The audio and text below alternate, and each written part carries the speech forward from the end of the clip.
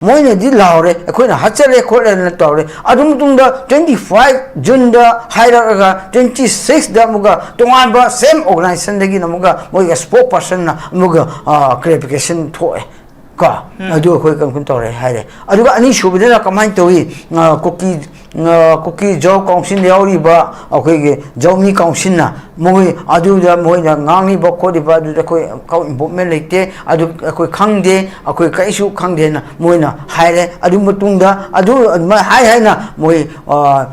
कनुगी indigenous tribal कनुगी ITLF तो ITLF तगी अखोइसु withdraw तौजरे ना high अजु स्टेटमेंट थोए तो असिगुंबा थोलिबा पुनम असिदा होजि हाइरिबा प्रेशर म लेगा हाइहनबगी दमकता मोइ मरक्स डिफरेंसेस थोपा मा नत्रगना हाइरिबा नोइना कुकी जौना ओपन ओना नागा अमबो हालेना हाइरिबसे अखोइ जौमी काउंसिल दी यावदे अदुना नोखोइगी वादु खोइ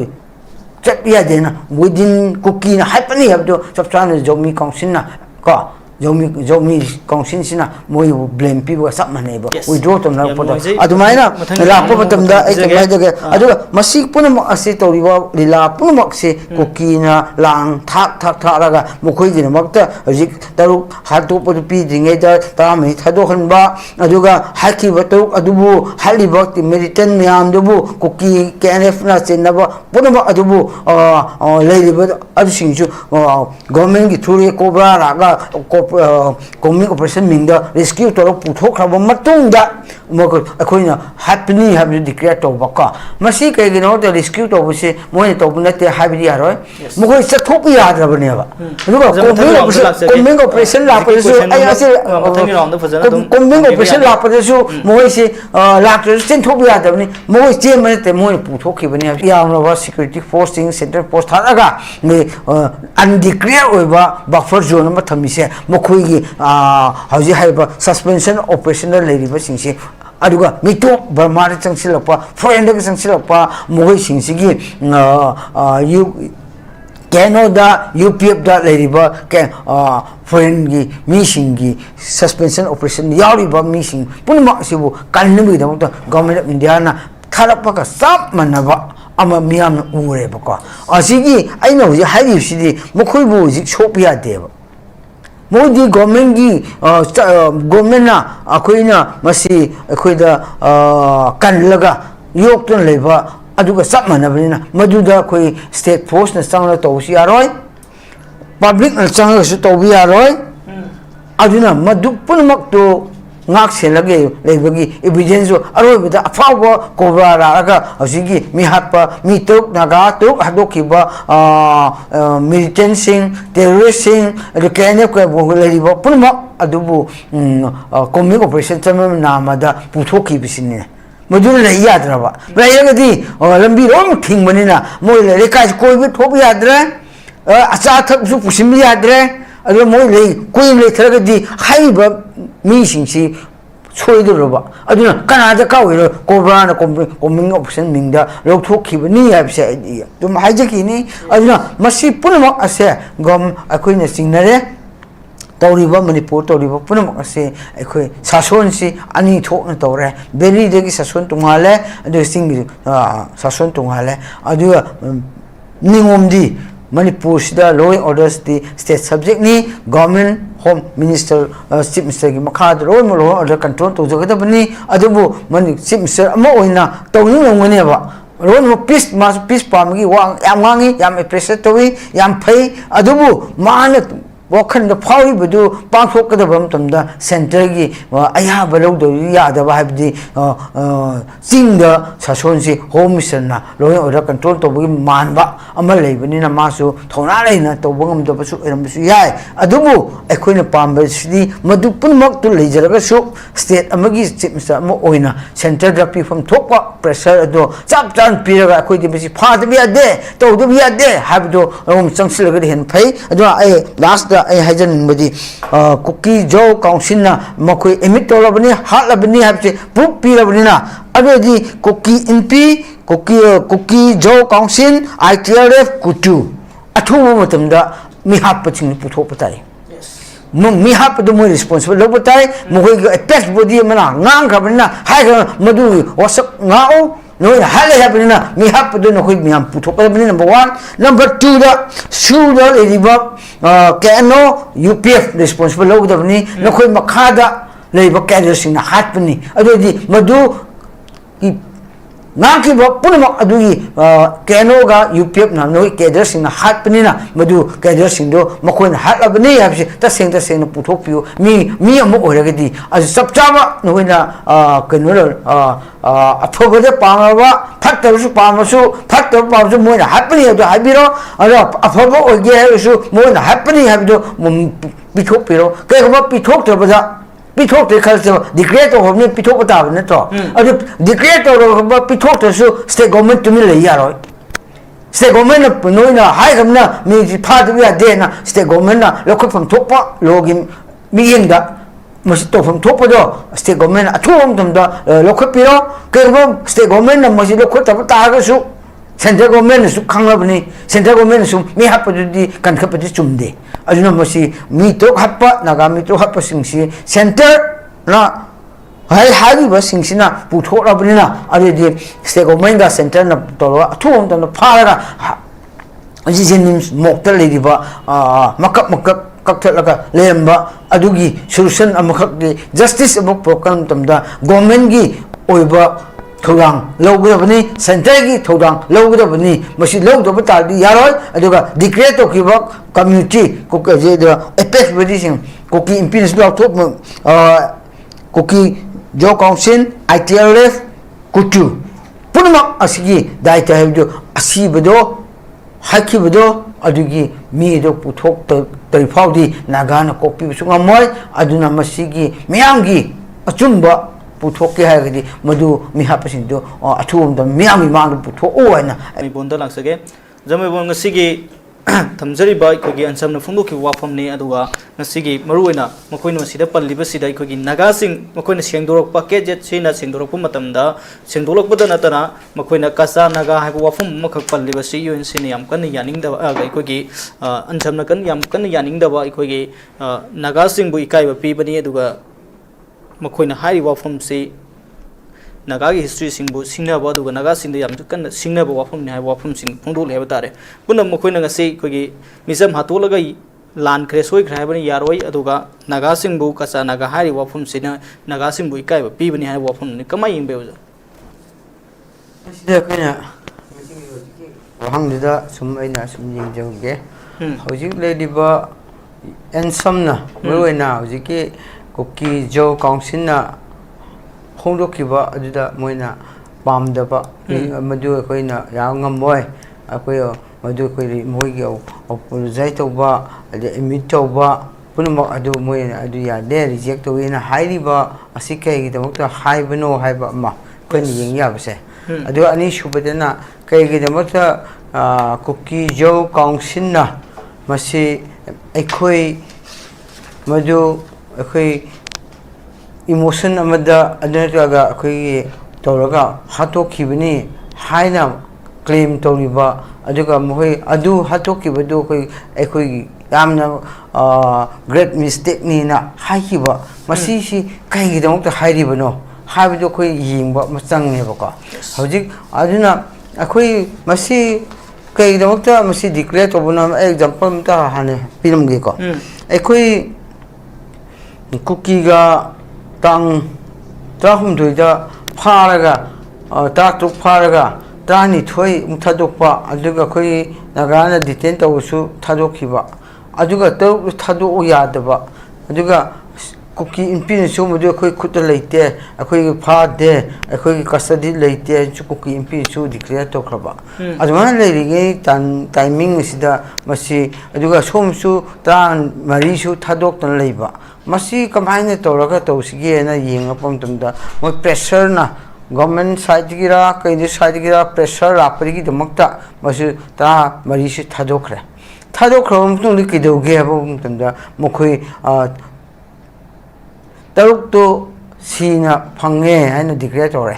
सीरे ना डिक्लेयर तौरे अखोई तामरी थादोखरम मतुंदा सीरे थादोए तो पीरकपा अदुसु हौजि मीना तौहैदब म्याम तौरगा हात मी हात चीना हापदो पीरे को सिमा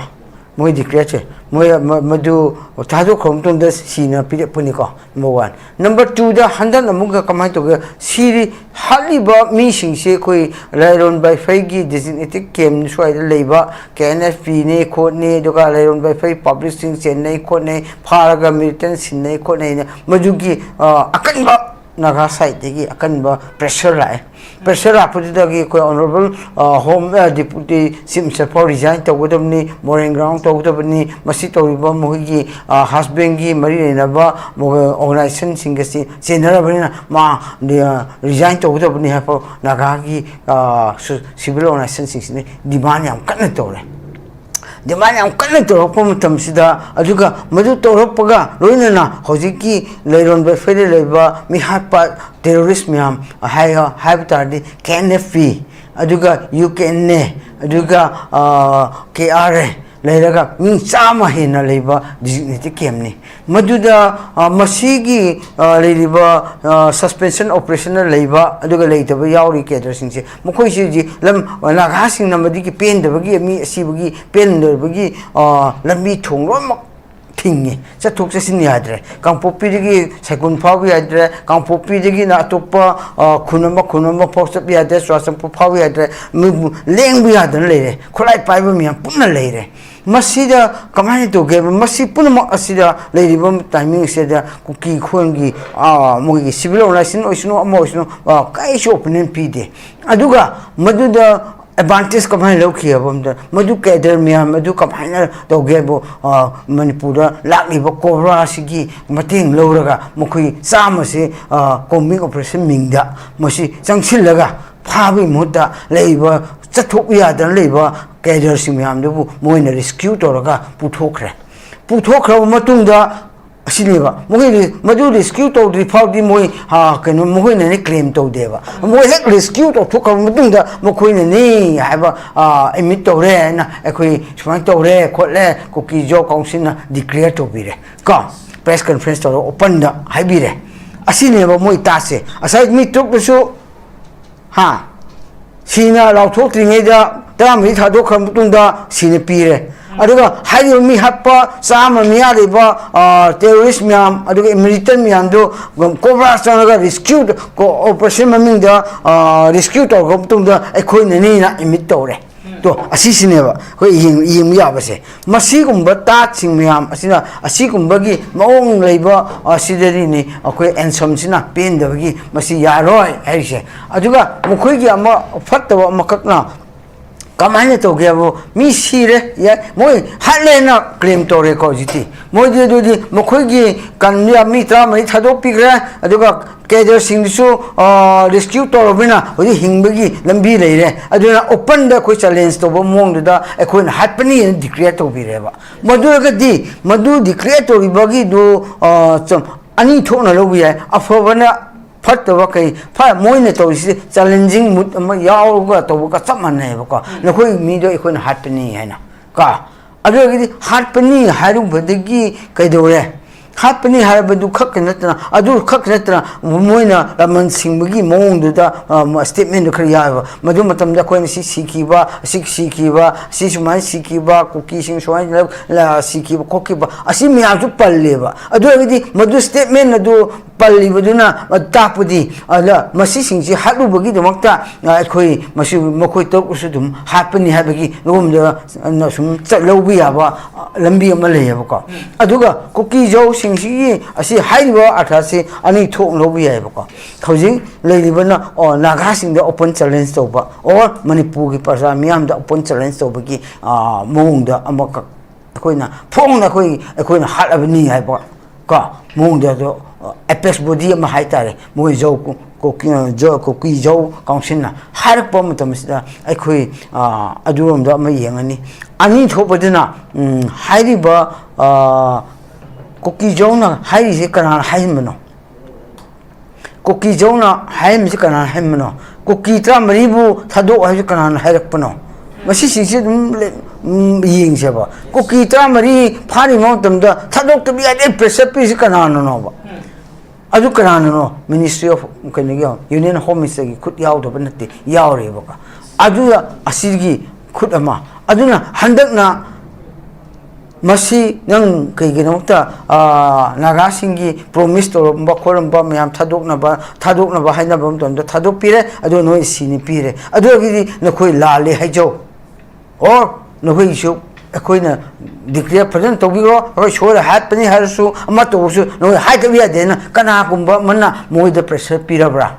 ba moi pressure pibu na bakta madu da makta moina phongna lawbo oirmsi yai adua lauro pom tamna thamoi sengdi haina lobi aba makak ai da haijege ba moi ne di laure akoina hachare khole na tawre adum tungda 25 June da hairaga 26 da muga tongan ba same organization dagi na muga moi ga spokesperson na muga clarification thoe ka adu khoi kam kun tawre haire aduga ani shubidena kamai towi cookie job council yauri ba akoige jomi council na moi adu da moi na ngangi ba ko di ba du da koi kau involvement leite adu koi khangde akoi kaisu khangde na moi na haire adu mutung da adu hai na moi kenogi indigenous tribal kenogi ITLF to ITLF to gi koi su withdraw to jare na hai aju statement thoe to asigumba tholi ba punama asida hoji hai ba pressure ma lega hai hen bagi damakta marks differences popa ma natragana haiba no hoina cookie jo na open no na ga am bo halena haibse ekoi jomi council di yaude aduna no koi gi wa du koi chapia dena within cookie na haipani habdo chapchana jomi council na ka jomi council sina moi blame people sap mane ba withdraw to na poda adumaina la po batamda ai kamai daga aduga masik punam ase toriwa lila punam se cookie na lang thak raga mokoi gi makta hojik taru hatu podu pi dingai da tamai thado khanba aduga haki batu adubu hali bakti meritan myam dubu cookie KNF na chenaba punam adubu leiliba adu singju government gi thuri cobra raga coming operation mingda rescue to puthok khaba matungda moko akoina happily have declare to baka masi kai gino to rescue to buse moi to bunate habiri aroi moko isa thok ya drabane ba duga coming operation la pa su ai ase coming operation la pa su moi se la to sin thok ya drabane moi je mane te moi puthok ki bani habse ham rang sanbi yam noi se husi lady film sida cobra se so hang ma ai manipur da la le cobra se su karama makhal gi cobra no ba public mi ham da gi hang na bo hang da ni jan thambi se yam noi jai babsu ja mai bon da lak sage husi lady film sida oja husi sai da gi swaina ba ujan ndo na su jik thambiram ba manipur yorak pa da khwai da gi india gi ma pangal kaln ba force mani hai de ba cobra si koma olabra hai ba si ujan no so sai ngi sai horak pa da thambi gre uja kamai yeng be husi manipur gi irang asi loisin na hona ba da cobra na lo ga da thodang si khoi husi lenga pai de singi sai da gi yam so ba sa thaja ba makoi la ga di manipur shanti purok no lambi su soi da na maki puralagani hai ba yam na thaja ba thambani edu bo makoi to thurok li ba thong sing asi yengra ga na de je ujan do na thambiram ba dai khoi cobra si manipur yorak pa da koma olle hai ba ni mafum si kamai be uja makata bi masa ase cobra hai ba company se india da yam maming le raba yamna mi yamna singthar le ba battalion amani yes machine to ba ngamba hai ba bo nationalizing Chhattisgarh kumba Jharkhand kumba Jammu Kashmir kumba aduga insurgency yam akanba state atopada yamna sijinaba mani maduda success oidaba leite rom success oin lobtabani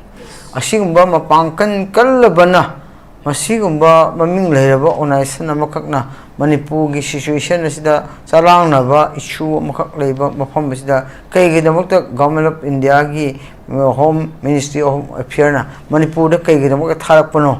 haibse akoi miyamna khangnaba macha mu oyeba ko masi cobra haibse yamna sumda tawba ngamna aduga mi lising moida tawraga surrender to honba khonba ko maoist singbu muthatpa khoppa singba yam tawkhaba organization da mangjin thaba de india na masak khanglaba aduga atoppa country gi singsu masak khanglaba singba company mani aduga manipur da lakpada makhoi gi activities ki udabno makhoi changsilakpada hekta mina public singna lana hek ubiya ba makak tokthop si kaigino manipur prajamiam khangadaba amadi masida aina sum thamjagi ko cobra ना मणिपुर लापम तुम मियाम हाय महाम ओरे हायरे खरना हजी हायदा Mhow चंगब cobra नि दुम हायदकना बिरे अदुना हजीसु Haidi मसिदि coma ओरे हाबिदो मसि कैगिनोबा मसि पुनम हायजि कैगिनोबा कई cobra कई दौरुबगिनोबा अदुदा खोइना आइना थमजनिंग पॉइंट मसि हायदिसे मरमदि मणिपुर असिददि तोंगानबा मखक गवर्नमेंट ऑफ इंडिया की अमखक लेजेबा कमसी कई ले हायमा मतमदा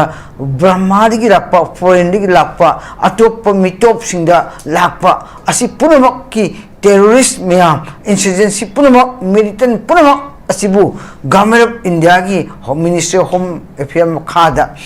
सस्पेंशन ऑपरेशन हायना अमखक थम्मेबा मखोइबु मसी पुनमक ब्रह्मारे संसिलप पुनमक असिगी हाइबा कुकीगी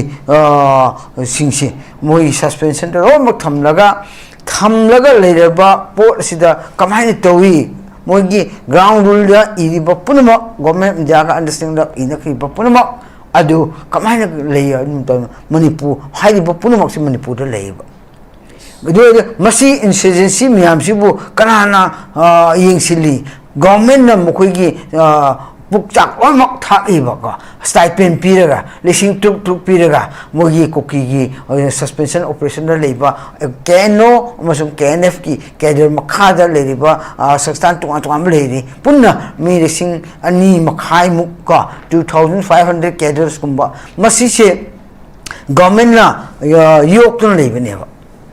मसी योग लेबा सिदा अदुदी हसाई हाइरिबा कोबरा फावसिंग टेररिस्ट मुथत ngamba इंसर्जेंसी कंट्रोल तोब ngamba हाइना मणिपुर लापो मतमदी तौरिबा मणिपुर प्रॉब्लम थोइबदी गवर्नमेंट ऑफ इंडिया नि योगलिबा पैसा पीरगा योगलिबा सिंगसिना क्राइम जि लोमक तौरिबनेबा अदुगा एरोई ऑर्डर फाहंद्रिबा सिंगदसु तमदसु थोलिबा पुनमक सि मखोइना मखोइ एक्टिविटीज मोगे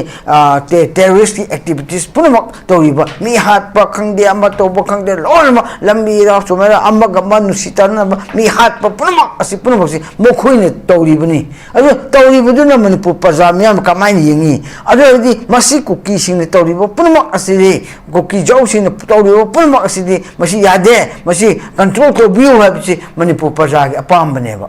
अदुदा गवर्नमेंट ऑफ मणिपुर सिना कईगिनो खुथा ngमद्रिबनो अदु खुथा बियासि कईगिनो हाजु खमनसेबा गवर्नमेंट ना सोलिसे कईगिनो हाबिसिदा हाइरिबा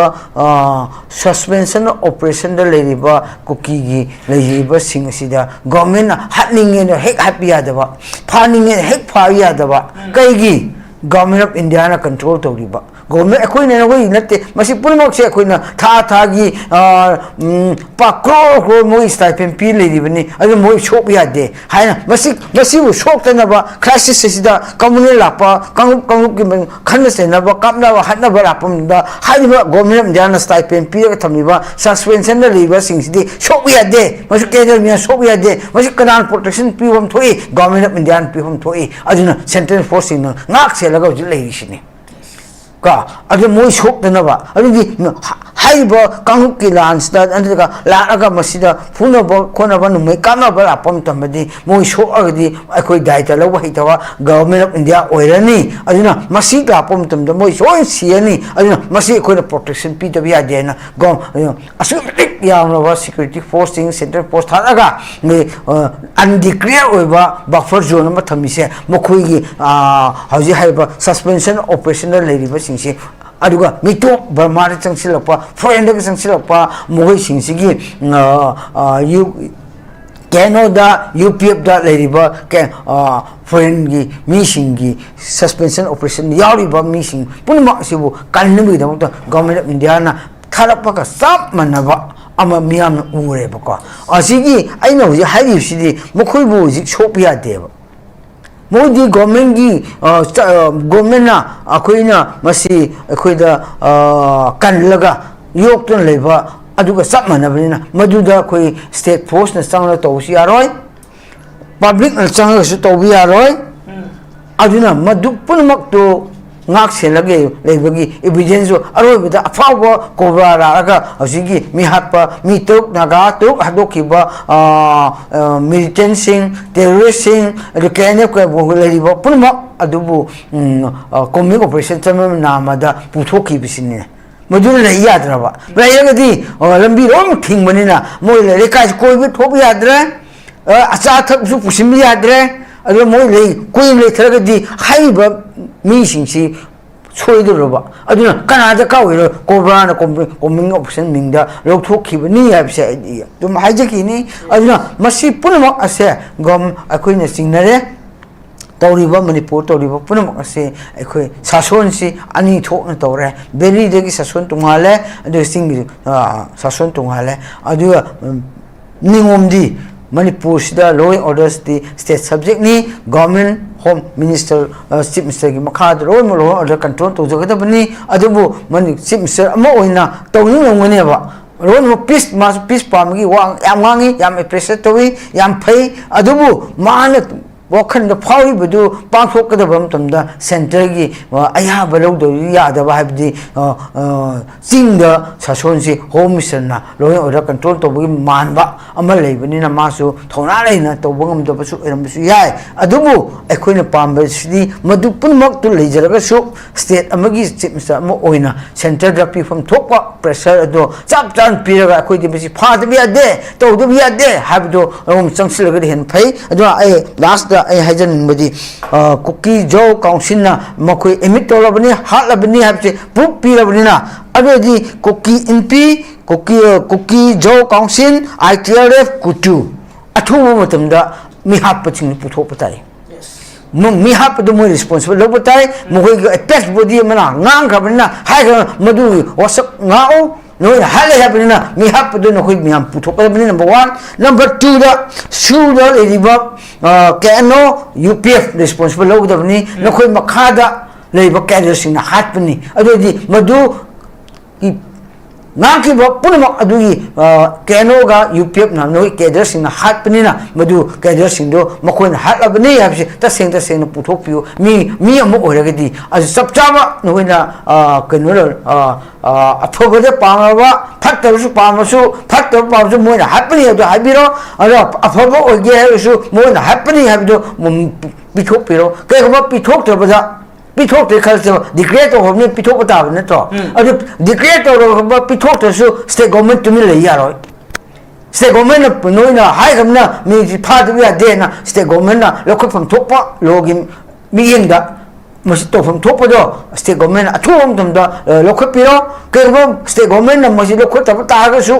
central government su khanglabni central government su mi hap di kan khap di chumde aduna masi mi to happa naga mi to happa singsi center na hai hari ba singsi na putho rabni na ade di state government ga center na to athum dum na pharaga aji jenim mokta ledi ba makap kaktlaga lemba adugi solution amakhak di justice abok program tamda government gi oiba thorang logdabani center gi thorang logdabani masi logdaba tadi yaroi aduga declare to kiba community ko je da apex body sing ko ki impinus do top koki jo council ITRF kutu punma asigi daita hebdo asibedo hakibedo adugi mi do puthok tarifawdi nagana kopi sungamoy aduna masigi miyamgi achumba puthok ke hagadi madu mi hapasin do athum da miyami mang puthok oina aram roi brang se tamjege aroi ba oina wajam bonda langsage huju leiri film sigi khogi maru oina naga gi misam taruk hat khibagi thong sigi makha tarak te koi naga gi MLA sing aduga UNC home minister Amit Shah unakhre aduga makhoi ge masigi matung dai koi miyam gi film pangthola kanda hena akan bakhung sing sangsilak na nabagi thong do lakpi ai ha wa phongdong na ri ha batare roi bona kamai ne yeng be uja leiri ansa se tenta la sum matam leitre aduna masi khoi gi leiriwa United Naga Council amasung nga handak ken to kiwa Naga gi leader sing Nagaland gi Manipur gi bulaga na amisa una kiba ase khoi ne yeng ya base exactly nati ko khoi na sum khalmeda Naga ki problem chu leiriwa Naga as a whole लेबा state Tunga में लेबा की problem सिंगी सु तानरम बदी याय अदुगा हाइदिबा अदुगी the ताना बदुदा हजिक मणिपुर दा ओइना मणिपुर की रिप्रेजेंटेटिव ओइना सु डिप्टी चीफ मिनिस्टर सु यावरे अदुगा इंडिया दे अलायंस रिबा एनपीएफ की प्रेसिडेंट सु यावरे अदुना लेरिबा असे हजिकी नागा की तरुक हटखिबा अदुगा डिक्लेयर सु तोखरबा इमिट तोखरबा असि मरम सु खतंग दि डिस्कशन तोंगोद्रा न खनले अदुना तोरिबा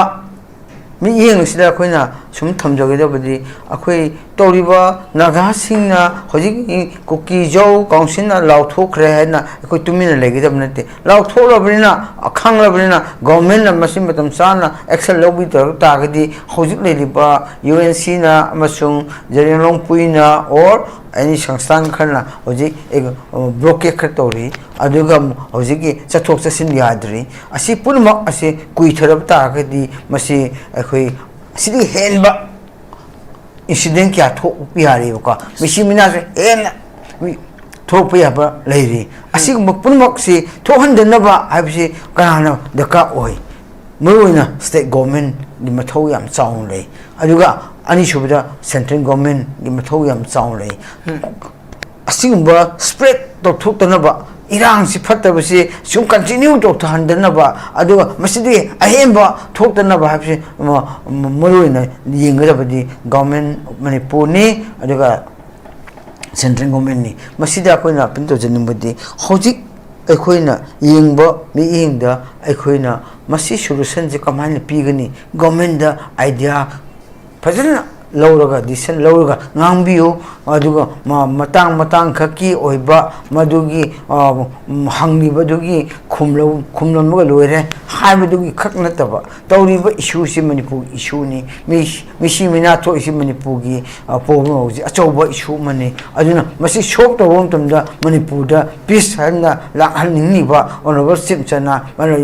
matam kibikta अखोई अमगा नुसी चना लेमिना खकदा अखोई पीस पुरकदे नि हाइदो चुनमेबा अदुदि पीस पुरकपि यानबगी थबक्ति गवर्नमेंट ना तौफम थोक्तब्रा अदु तौबिउ हाइबनि अदुना मसी कोकिजौ सिंगदा इना लास्ट दा पिन तो जनिंबदि अखोई नखोई अखोई होजिकि लेरिबा इशू सिदा नखोई की अरोनबा लेरगसु असिगुंबसिदि मिचम प्रजादा हार्ट पाइप सिदि मसिगुंब चथ पाइप सिदि असुंब कोंथांग नते अजुना मसि अथुबदा मि हापदो पुथोपदा नो इनिस्टिव लौबा दका ओय एस एपेस बॉडी ओरगदि अजुना al toriba aduga manipur da na hajeningbana asida manipur sida koi gi crp gi dg na hek lapada kino haikibni ko manipur da nungmai paira ga misam marakta nungmai pai bu uba ko pare di koi khudakta action lowani aduga काप हाकनी है मोई order दे मसी DG अमना लालगा मसी deputy general अमना ककना डेटा general मकना फोंगना press द ngang से मणिपुर सिदा ऑनरेबल चीफ मिनिस्टर हाइबा सेंट्रल की डीजीपी सीआरपी मा ngang से ऑनरेबल चीफ मिनिस्टर की और होम मिनिस्टर की अयाब लौखिब्रा नत्रगदी मुखोय लौद्रदी सेंटर ना मुखोय की लिंग अप लेरगा सेंटर की होम मिनिस्टर की अयाबदगी मुलाव थोकलमसु यायबको अदुगदी हाइबा लॉइंग ऑर्डर से मणिपुर सिदा लैलिबसे स्टेट गवर्नमेंट मुखुत लेत्रे सेंटर मुखुत लेरे हाबसे अदुना प्रूफ ओइरेबको मसिना अदुना नि अखोय मणिपुर थोलइबा इशू असौबसु पिकपसु तौलि पुनमक से मतंग चाना कंट्रोल तौबगमदबसे मदुगी ओइरमसु याय हैनको I am Tumjagi. Yes. You have no idea. Music lady film